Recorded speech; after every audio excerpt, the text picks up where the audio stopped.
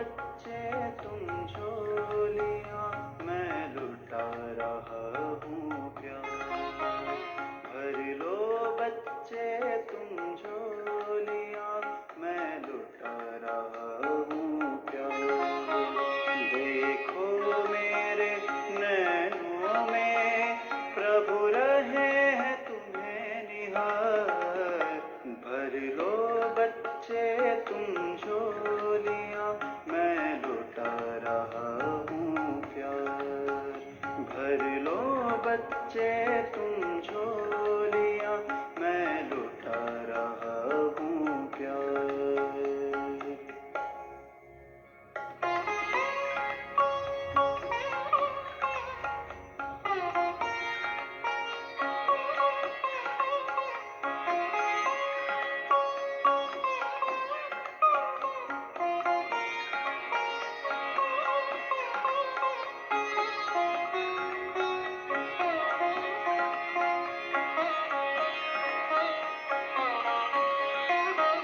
मन चाहा वरदान पाने का, सुनहरा वक्त है लाए हैं बाबा तेरे लिए सतयुग का ताजो तख्त है।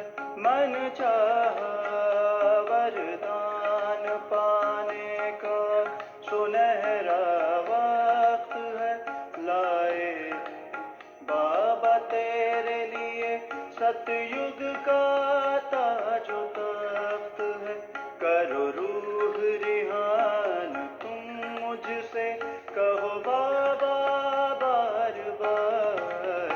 भर लो बच्चे तुम झोलियाँ, मैं लुटा रहा हूँ प्यार।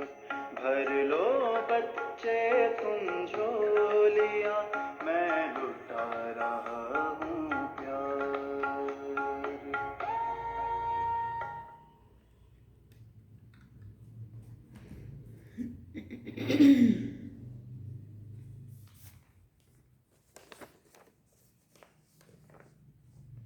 ओम शांति।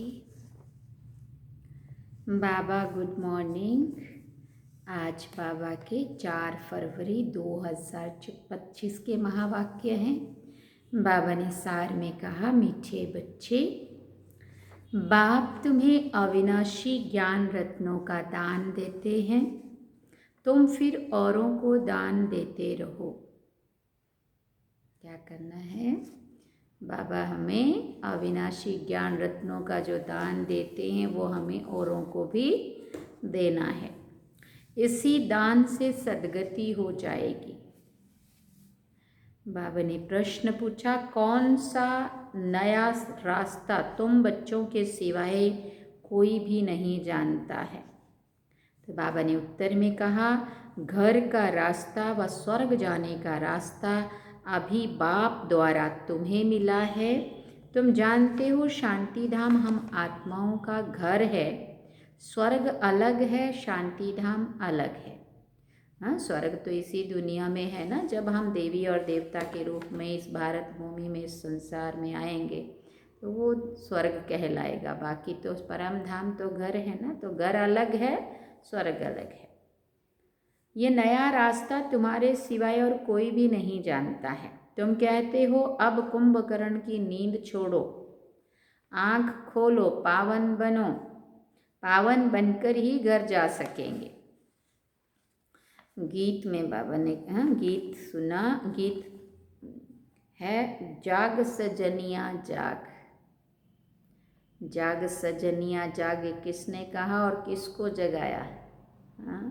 तो शिव बाबा हम सभी आत्माओं का साजन, हम आत्मा रूपी सजनियों को कह रहा है, जाग सजनिया जाग। नव युग आया कि आया सजनिया जाग। ओम शांति। भगवान उवाच, ये तो बाप ने समझाया है कि मनुष्य को व देवताओं को भगवान नहीं कहा जाता क्योंकि इनका साकारी रूप है। बाकी परमपिता परमात्मा का ना आकारी ना साकारी रूप है, इसलिए उनको शिव परमात्मये नमः कहा जाता है। ज्ञान का सागर वो एक ही है, कोई मनुष्य में ज्ञान हो नहीं सकता। फिर बाबा ने पूछा किसका ज्ञान? रचता और रचना के आदि मध्य अंत का ज्ञान अथवा आत्मा और परमात्मा का ये ज्ञान कोई में नहीं है। तो बाप आकर जगाते हैं, हे सजनियाँ, हे भक्तियाँ जागो। सभी मेल अथवा फीमेल भक्तियाँ हैं, भगवान को याद करते हैं। सभी ब्राइड्स याद करती हैं एक ब्राइड ग्रूम को। सभी आशिक आत्माएं परमपिता परमात्मा माशुक को याद करती हैं। सभी सीताएं राम एक परमपिता परमात्मा है। सभी सीताएं हैं, आत्माएं रूपी सीताएं हैं, राम एक परमात्मा है। राम अक्षर क्यों कहते हैं? क्योंकि रावण राज्य है ना, तो उसकी भेंट में राम कहा जाता है। राम है बाप, जिसको ईश्वर भी कहते हैं, भगवान भी कहते हैं। असली नाम उनका है शिव। तो अब कहते हैं जागो, अब नवयुग आता है, पुराना खत्म हो रहा है। इस महाभारत लड़ाई के बाद सतयुग स्थापन होता है और इन लक्ष्मी नारायण का राज्य होगा। पुराना कलयुग खत्म हो रहा है, इसलिए बाप कहते हैं बच्चे कुंभकर्ण की नींद छोड़ो, अब आँख खोलो। नई दुनिया आती है, पुरानी दुनिया को स्वर्ग सतयुग कहा जाता है।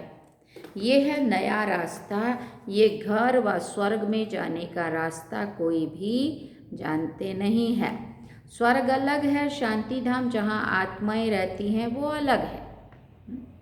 अब बाप कहते हैं जागो, तुम रावण राज्य से पतित हो गए हो। तुम रावण राज्य में पतित हो गए हो। इस समय एक भी पवित्र आत्मा नहीं हो सकती, पुण्य आत्मा नहीं कहेंगे।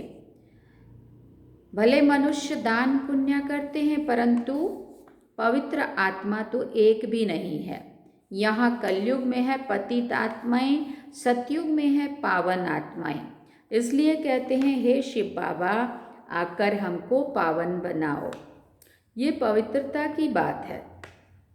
इस समय बाप आकर तुम बच्चों को अविनाशी ज्ञान रत्नों का दान देते हैं। कहते हैं तुम भी औरों को दान देते रहो तो 5 विकारों का ग्रहण छूट जाए। कहते हैं दे दान तो छूटे ग्रहण, है ना। तो 5 विकारों का दान असल में देना है, तब जो आत्मा को ग्रहण लगा हुआ है वो छूटेगा।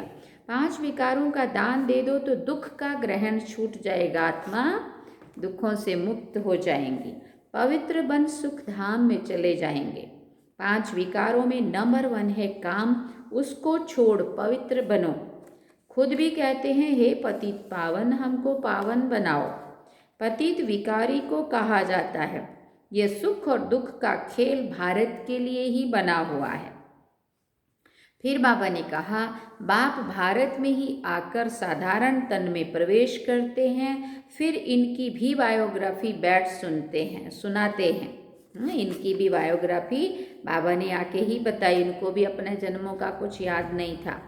यह सब है ब्राह्मण ब्राह्मणियाँ प्रजापिता ब्रह्मा की औलाद। तुम सबको पवित्र बनने की युक्ति बताते हो। ब्रह्मा कुमार और ब्रह्मा कुमारियाँ तुम विकार में जा नहीं सकते हैं। तुम ब्राह्मणों का यही एक जन्म है। देवता वर्ण में तुम 20 जन्म लेते हो। एक तो अभी का संगम युग का है ना, 8 और 12, फिर सतयुग और त्रेता, तो 2 युगों तक 20 जन्म। सोचो कितनी लंबी आयु, 2500 सालों में 20 जन्म। फिर बाबा ने कहा वैश्य शूद्र वर्ण में 63 जन्म। ब्राह्मण वर्ण का ये एक अंतिम जन्म है जिसमें ही पवित्र बनना है। बाप कहते हैं पवित्र बनो, बाप की याद अथवा योग बल से विक्रम भस्म होंगे। ये एक जन्म पवित्र बनना है। सतयुग में तो कोई पतित होता नहीं है। अभी ये अंतिम जन्म पावन बनेंगे तो 21 जन्म पावन रहेंगे। पावन थे, अब पतित बने हो। पतित हैं तब तो बुलाते हैं ना, पतित किसने बनाया है? फिर पूछते हैं बाबा पतित किसने बनाया है? रावण की आसुरी मत ने। सिवाय मेरे तुम बच्चों को रावण राज्य से दुख से कोई भी लिबरेट नहीं कर सकते। सभी काम चिता पर बैठ भस्म हो पड़े हैं। मुझे आकर ज्ञान चिता पर बिठाना पड़ता है। हाँ, ज्ञान जल डालना पड़ता है, इसकी सबकी सद्गति करनी पड़े। जो अच्छी रीति पढ़ाई पढ़ते हैं उनकी ही सद्गति होती है, बाकी सब चले जाते हैं शांति धाम में। सतयुग में सिर्फ देवी देवताएं हैं, उनको ही सद्गति मिली हुई है, बाकी सबको गति अथवा मुक्ति मिलती है। 5000 वर्ष पहले इन देवताओं का राज्य था, लाखों वर्ष की तो बात ही नहीं है। अब बाप कहते हैं, मीठे मीठे बच्चे मुझ बाप को याद करो। मन मना भव अक्षर तो प्रसिद्ध है। फिर बाबा ने कहा, भगवान उवाच, कोई भी देहधारी को भगवान नहीं कहा जाता। आत्माएं तो एक शरीर छोड़ दूसरा लेती हैं, कभी स्त्री कभी पुरुष बनती हैं। भगवान कभी भी जन्म मरण के चक्कर में जन्म मरण के खेल में नहीं आता। ये ड्रामानुसार नूंद है, एक जन्म ना मिले दूसरे से, फिर तुम्हारा ये जन्म रिपीट होगा तो यही एक्ट, यही फीचर्स फिर लेंगे। ये ड्रामा अनादि बना बनाया है, ये बदल नहीं सकता। श्री कृष्ण को जो शरीर सतयुग में था वो फिर वहाँ मिलेगा। वो आत्मा तो अभी यहाँ है। तुम अभी जानते हो हम सो देवता बनेंगे। ये लक्ष्मी नारायण के फीचर्स एक्यूरेट नहीं है, बनेंगे फिर भी वही।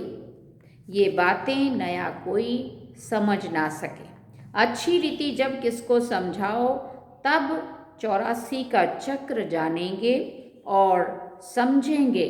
बरोबर हर एक जन्म में नाम रूप फीचर्स आदि अलग अलग होते हैं।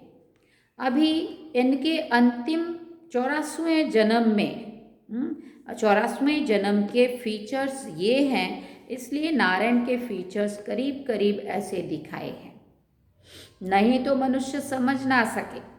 तुम बच्चे जानते हो मम्मा बाबा ही ये लक्ष्मी नारायण बनते हैं। यहाँ तो 5 तत्व पवित्र नहीं है, ये शरीर सब पतित है।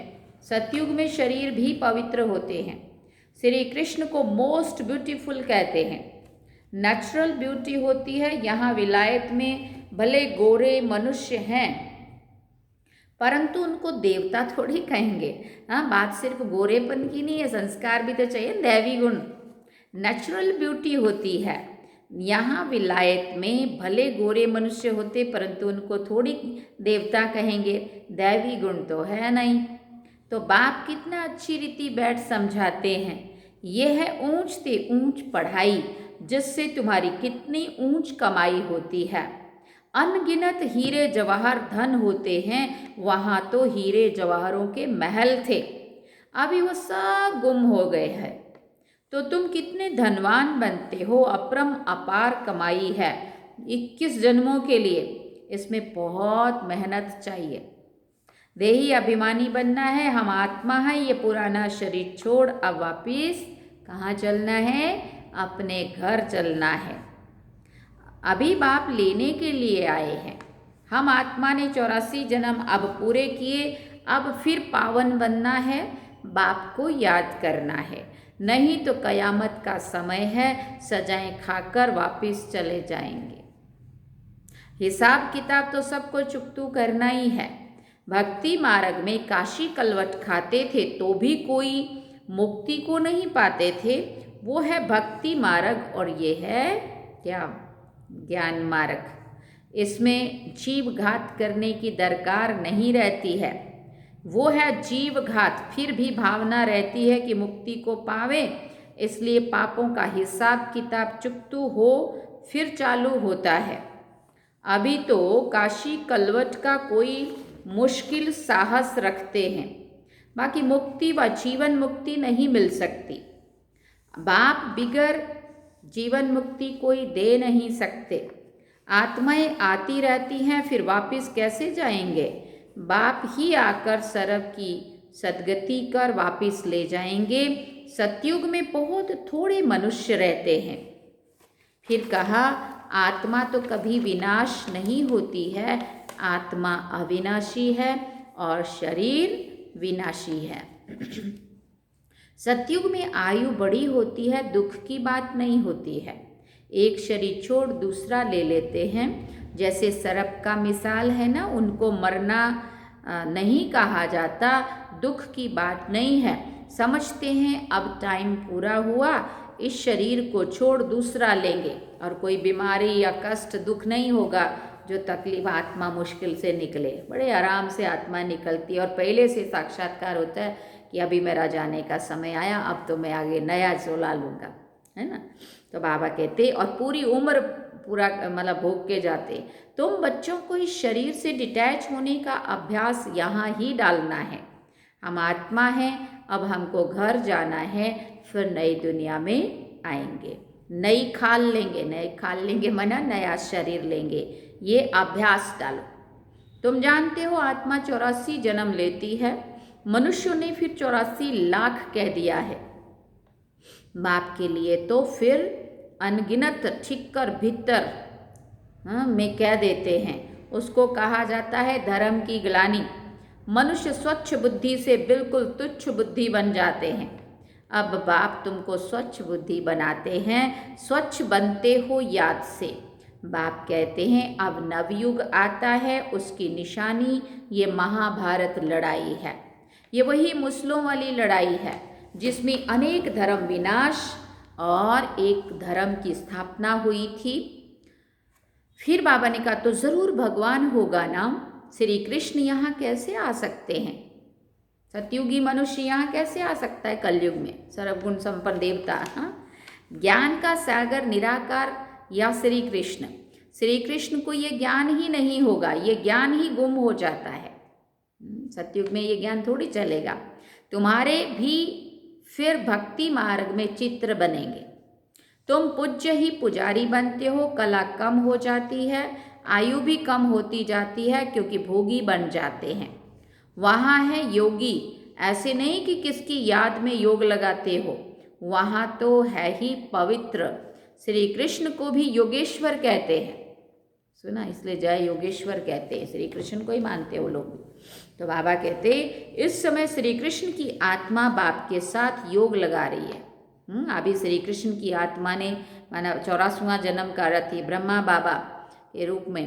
वो आत्मा तो वही है ना, अंदर श्री कृष्ण की आत्मा। इसने भी शिव बाबा को याद किया, इसलिए योगेश्वर कहा। ईश्वर से योग लगाने वाले श्री कृष्ण की आत्मा, इसलिए जय योगेश्वर करते हैं फिर वो लोग। श्री कृष्ण की आत्मा इस समय योगेश्वर है। सतयुग में योगेश्वर नहीं कहेंगे, वहाँ नहीं योग लगाना पड़ता, सुना। वहाँ तो प्रिंस बनती है। तो तुम्हारी पिछाड़ी में ऐसी अवस्था रहनी चाहिए जो सिवाय बाप के और कोई शरीर की याद ना रहे। शरीर से और पुरानी दुनिया से ममत्व तो मिट जाए। सन्यासी रहते तो पुरानी दुनिया में है, परंतु घर बार से ममत्व तो मिटा देते हैं। ब्रह्म को ईश्वर समझ उनसे योग लगाते हैं। अपने को ब्रह्म ज्ञानी तत्व ज्ञानी समझते हैं हम ब्रह्म में लीन हो जाएंगे। बाबा कहते हैं ये सब रॉन्ग है। राइट तो मैं हूँ, मुझे ही ट्रुथ कहा जाता है, गॉड इज ट्रुथ कहते हैं ना, सत्यम शिवम सुंदरम। तो बाबा कहते तो बाप समझाते याद की यात्रा बड़ी पक्की चाहिए। ज्ञान तो बड़ा सहज है, देही अभिमानी बनने में ही मेहनत है। बाप कहते किसी की भी देह याद ना आए, ये है भूतों की याद, भूत पूजा। मैं तो अशरीरी हूँ, तुमको याद करना है मुझे। इन आँखों से देखते हुए भी बुद्धि से बाप को याद करो, बाप के डायरेक्शन पर चलो, तो धर्मराज की सजाओं से क्या होगा, छूट जाएंगे। पावन बनेंगे तो सजाएं खत्म हो जाएंगी। बड़ी भारी मंजिल है। प्रजा बनना तो बहुत सहज है, उसमें भी साहूकार प्रजा, गरीब प्रजा कौन कौन बन सकते हैं, सब समझाते हैं। पिछाड़ी में तुम्हारे बुद्धि का योग रहना चाहिए बाप और घर से।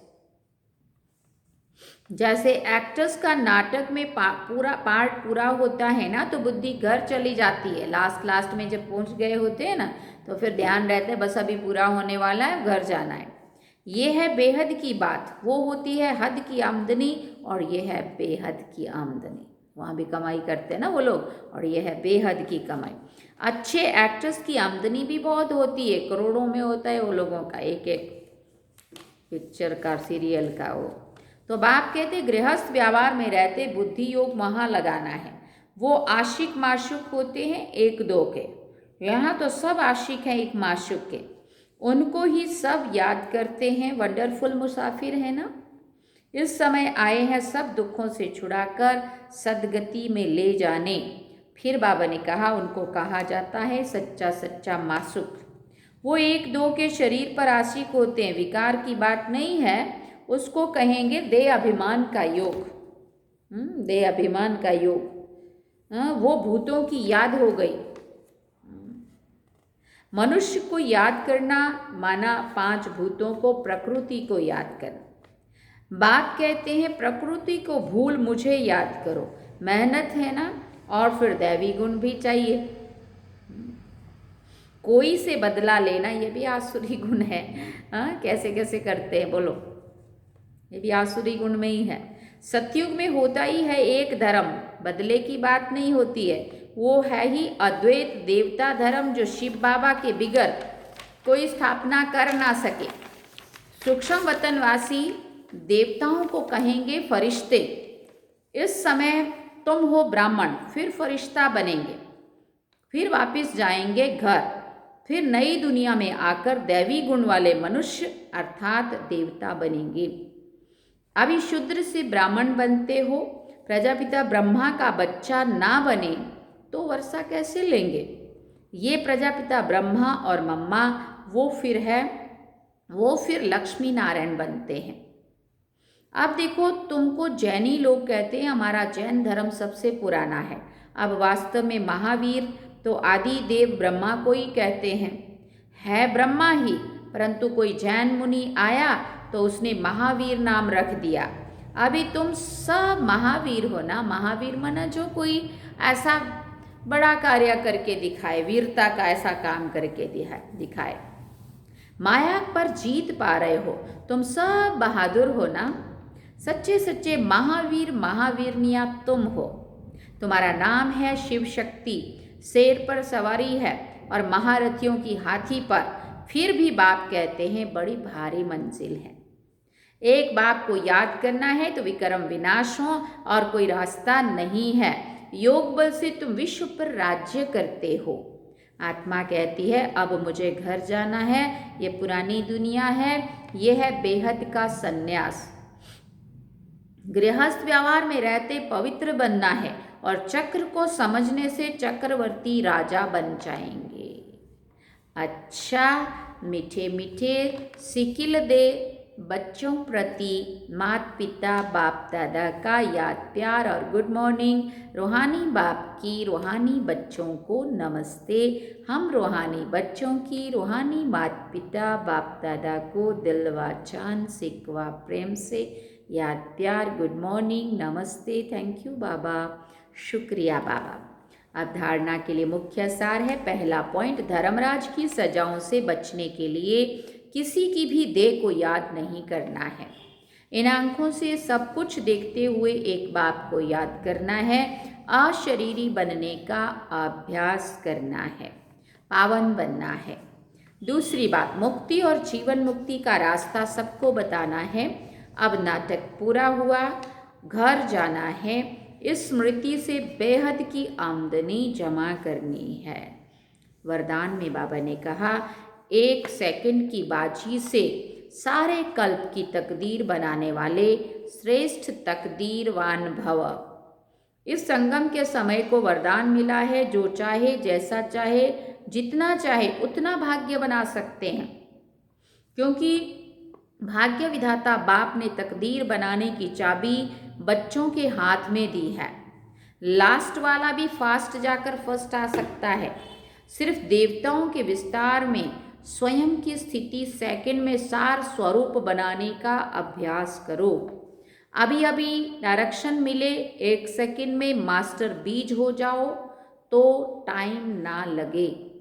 इस 1 सेकंड की बाजी से सारे कल्प की तकदीर बना सकते हो। स्लोगन में बाबा ने कहा, डबल सेवा द्वारा पावरफुल वायुमंडल बनाओ तो प्रकृति दासी बन जाएगी।